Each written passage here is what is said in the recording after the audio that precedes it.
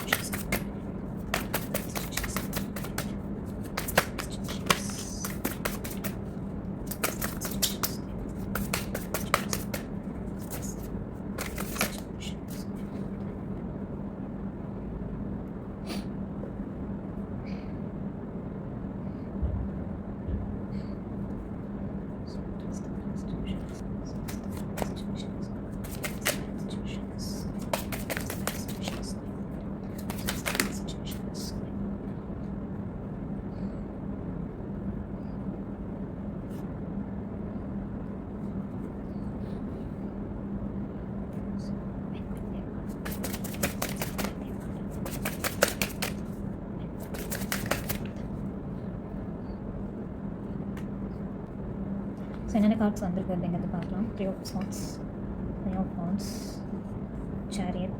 Okay, டைமும் இருக்குது வந்து இன்னும் few days. So then you release this resistance.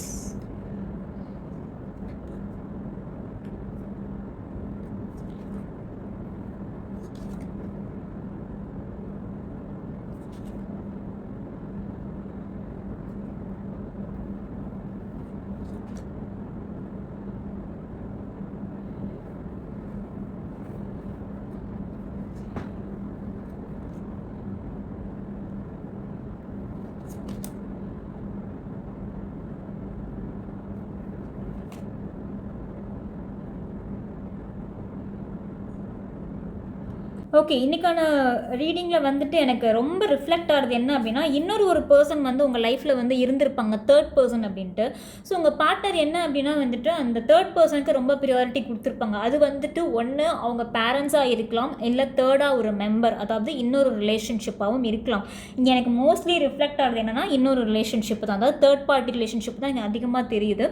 உங்கள் பார்ட்னர் வந்துட்டு உங்ககிட்ட வந்துட்டு உங்களை கஷ்டப்படுத்தி அழ வச்சுட்டு ஃபைனல் குட் பை கூட சொல்லியிருக்கலாம் உங்ககிட்ட. ஸோ உங்ககிட்ட வந்துட்டு லாஸ்ட்டாக ஒரு ஃபைனல் குட் பை சொல்லியிருப்பாங்க. எனக்கு உன் மேலே எனக்கு இஷ்டம் இல்லை, எனக்கு உன் மேலே விருப்பம் இல்லை, நிஜமாகவே இது நமக்குள்ளே ஒத்து வராது அப்படின்லாம் நிறையா வந்து பொய் சொல்லியிருப்பாங்க. நிறையா உங்களை வந்து அழ வச்சு கதற விட்டுட்டு தான் இந்த ரிலேஷன்ஷிப்பை விட்டுட்டு மூவ் ஆன் பண்ணி போயிருப்பாங்க.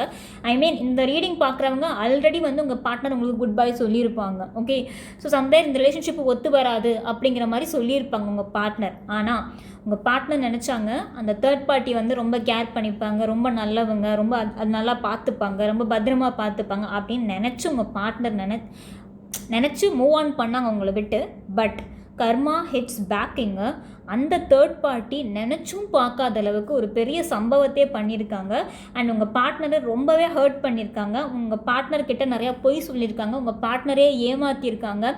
எப்படி உங்கள் பார்ட்னர் உங்களை விட்டுட்டு அந்த தேர்ட் பார்ட்டியை சூஸ் பண்ணாங்களோ அதே மாதிரி அந்த தேர்ட் பார்ட்டி இன்னொரு ஆளை சூஸ் பண்ணிட்டாங்க. நீங்கள் வேணாம் அப்படிங்கிற மாதிரி சொல்லிட்டாங்க. இங்கே கர்மா வந்து ரொம்ப அதிகமாகவே எனக்கு இங்கே தெரியுது.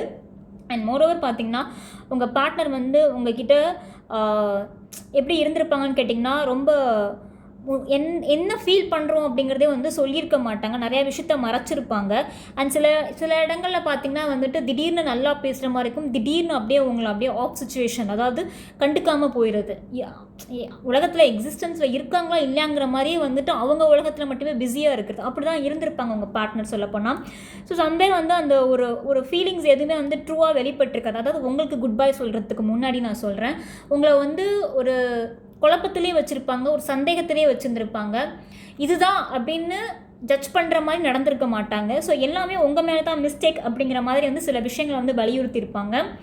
அண்ட் இன்னும் சொல்லப்போனால் வந்து சண்டை அதிகமாக இருந்திருக்கும், கான்ஃப்ளிக்ட். அதாவது சாதாரணமாக பேசினா கூட இங்கே சண்டை வளர்க்குற மாதிரி இருந்திருக்கும். நீங்கள் நார்மலாக ஒரு கான்வர்சேஷன் வச்சுக்க போவீங்க, ஆனால் எங்கேருந்துலாம் சண்டை வந்துச்சுன்னே தெரியாத அளவுக்கு ஒரு சண்டை பூகம்பமாக வெடிச்சிருக்கும். பிகாஸ் அந்த பர்சனோட மோட்டிவ் என்ன அப்படின்னு கேட்டிங்கன்னா, அங்கே ஒரு சண்டை உருவாக்கணும். ஸோ கொஞ்ச நாள் உங்களை ஆஃப் பண்ணணும், பேசாமல் இருக்கணும், உங்களை கொஞ்சம் பிளாக்கில் போட்டுட்டு அவங்க வேலையை அவங்க பார்க்கணும். அந்த ஒரு நோக்கத்தினால உங்ககிட்ட சண்டை வம்பு எடுத்திருப்பாங்க. ஓகே, ஸோ அந்த தேர்ட் பார்ட்டி கூடயுமே இப்போ அவங்களுக்கு அவ்வளவா நல்லா இல்லை. சரியா? ஸோ சம்பேர் வந்துட்டு அந்த தேர்ட் பார்ட்டியை நம்பி போயிட்டு நல்லா வாங்கி கட்டிட்டு தான் உங்கள் பார்ட்னர் வந்து இருக்காங்க. அண்ட் ஆல்ரெடி அந்த தேர்ட் பார்ட்டிக்கும் உங்கள் பார்ட்னருக்குமான ரிலேஷன்ஷிப் வந்துட்டு முடிஞ்சிருச்சு. ஓகே, சரி, இதெல்லாம் ஓகே மேம், அதெல்லாம் முடிஞ்சிருச்சு. திருப்பி என்கிட்ட வருவாங்களா, திருப்பி என்கிட்ட பேசுவாங்களா அப்படின்னு கேட்டிங்கன்னா, சம்பேர் வந்துட்டு நீங்கள் வந்துட்டு கொடுத்துருக்கிறது வந்து எப்படி அப்படின்னா, ஒரு செல்ஃபிஷாக இல்லாமல் ரொம்ப அதிகமான ஒரு அன்கண்டிஷ்னல் லவ் வந்து இந்த பர்சனுக்காக நீங்கள் கொடுத்துருக்கீங்க. அது வந்துட்டு மறுக்க முடியாத ஒரு உண்மை. பிகாஸ் நீங்கள் வந்துட்டு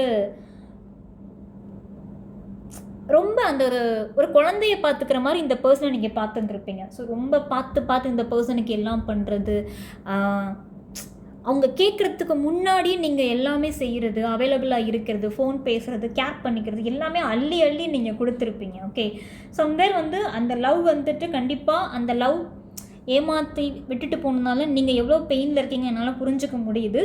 சரியான எந்த ஒரு விஷயத்துலையுமே ஈடுபாடு இல்லாமல், எந்த ஒரு விஷயமே செய்ய முடியாமல் ரொம்பவே கஷ்டமாக இருக்கீங்க. அது எனக்கு புரிஞ்சுக்க முடியுது. ஓகே, ஸோ சம்வேர் வந்துட்டு இந்த ரிலேஷன்ஷிப் வந்துட்டு ஒரு நியூ பிகினிங் மாதிரி எனக்கு தெரியுது.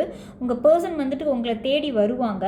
பட் ஆனால் எப்போ தேடி வருவாங்கன்னு கேட்டிங்கன்னா, நீங்கள் உங்கள் மனசில் ஒரு பாரமாக இருக்கீங்க பார்த்தீங்களா, அதை எப்போ ரிலீஸ் பண்ணுறீங்களோ, ஓகே இந்த பர்சனை நான் மன்னிச்சிடுறேன், என்னை திருப்பி தேடி வந்தால் நான் முழுசாக ஏற்றுக்கிறேன் அந்த பர்சனை ஜட்ஜ் பண்ணாமல் அப்படின்னு. ஸோ அந்த பர்சன் பண்ண மிஸ்டேக்கை மறந்துட்டு அந்த பர்சன் என் கூட வந்தால் போதும்னு நீங்கள் எப்போ மனசார நினைக்கிறீங்களோ அப்போது கொஞ்ச நாள்லேயே உங்கள் பார்ட்னர் வந்து உங்ககிட்ட வந்து பேசுவாங்க. யூனிவர்ஸையும் கனெக்ட் பண்ணும்.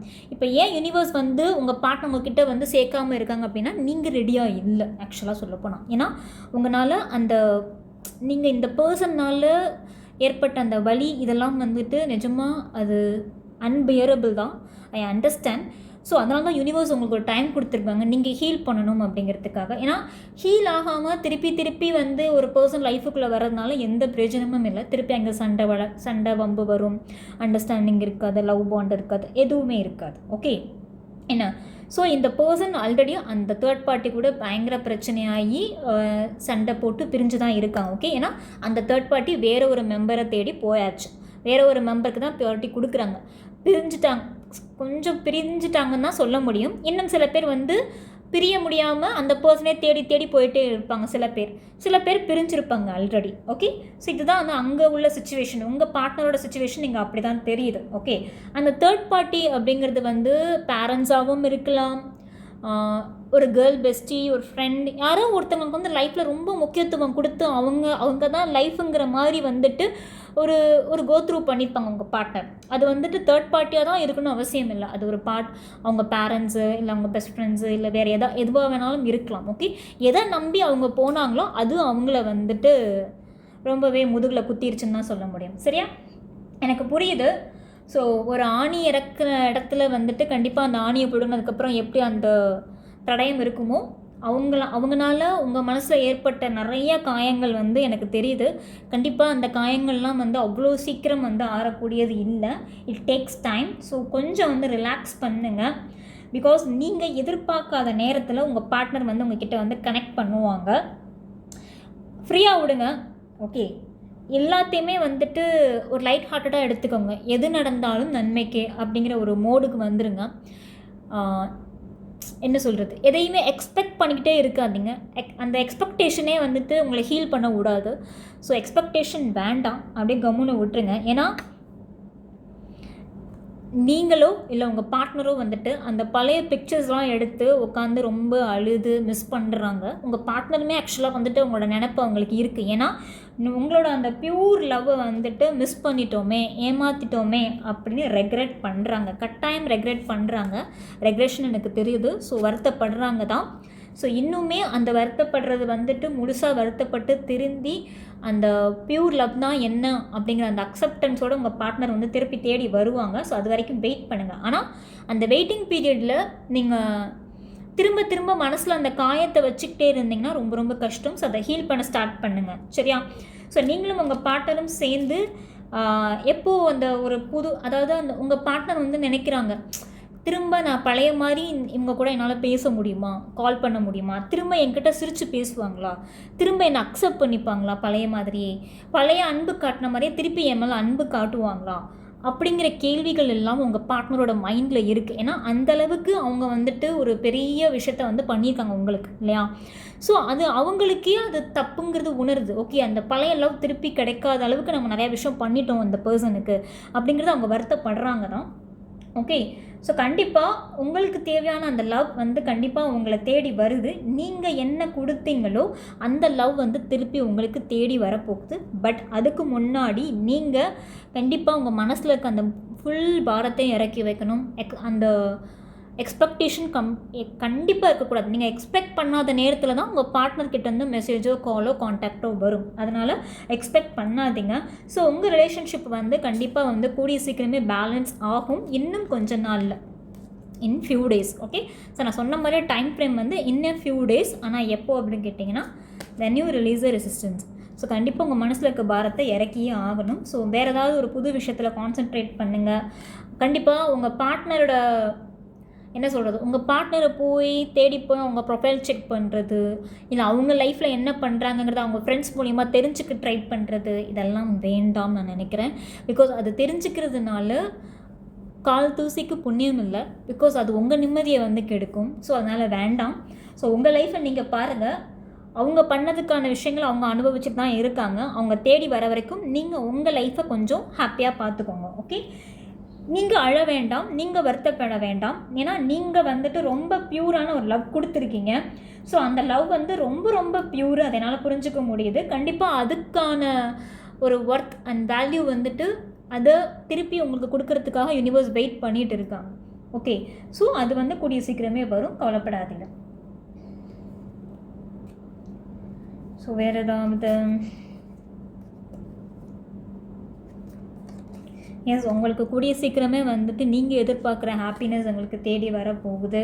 ஸோ கண்டிப்பாக வந்துட்டு நீங்கள் அந்த அனுபவித்த பெயின் எல்லாமே கூடிய சீக்கிரமே அந்த பெயினெல்லாம் மாறி அந்த என்ன பண்ணால் நீங்கள் சந்தோஷமாவீங்க, என்ன நடந்தால் நீங்கள் ஹாப்பி ஆவீங்கிறது யூனிவர்ஸ் வந்து கண்டிப்பாக உங்களோட மனசை புரிஞ்சுக்க ஸ்டார்ட் பண்ணியிருக்காங்க.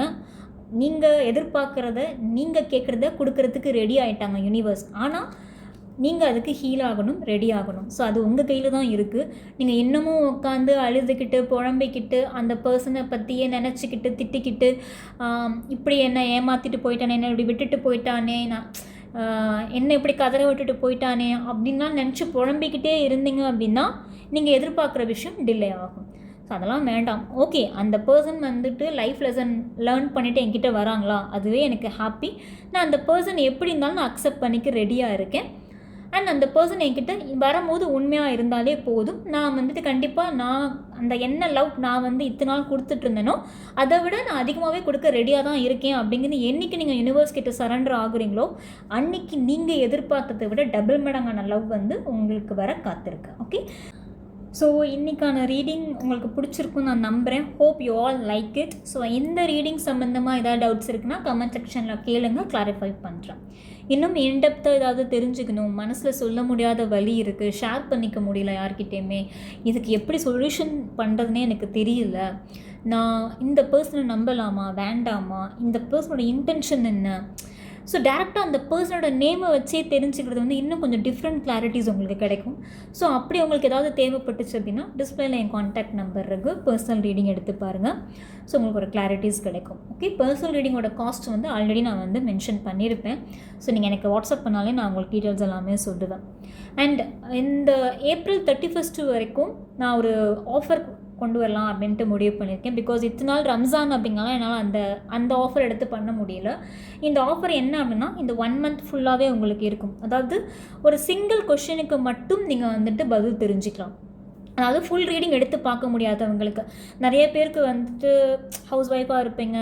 ஸோ உங்களுக்கு அந்த அமௌண்ட் இதெல்லாம் வந்துட்டு சேர்த்து வச்சுக்க முடியாது. ஸோ அதனால் அவங்களுக்கான ஆஃபர் தான் இது. ஸோ ஒரு சிங்கிள் கொஷினுக்கு மட்டும் நீங்கள் ஆன்சர் தெரிஞ்சுக்கலாம். ஸோ அதில் உங்களுக்கு ஒரு கிளாரிட்டி கிடைக்கும். அந்த சிங்கிள் கொஷினோட காஸ்ட் வந்து ஜஸ்ட் 499 தான். ஸோ அதை நீங்கள் புக் பண்ணிக்கலாம். எப்போ வேணாலும் நீங்கள் அதை புக் பண்ணிக்கலாம். புக் பண்ண ஒரு 24 hours உங்களுக்கான அந்த கொஷினுக்குரிய ஆன்சர் ரீடிங் வந்து வாய்ஸ் நோட்டில் உங்களோட சேட்டுக்கே வந்துடும். ஓகே, டாடா பாய் பாய். நம்மளை அடுத்த ரீடிங்கில் சந்திக்கிறேன்.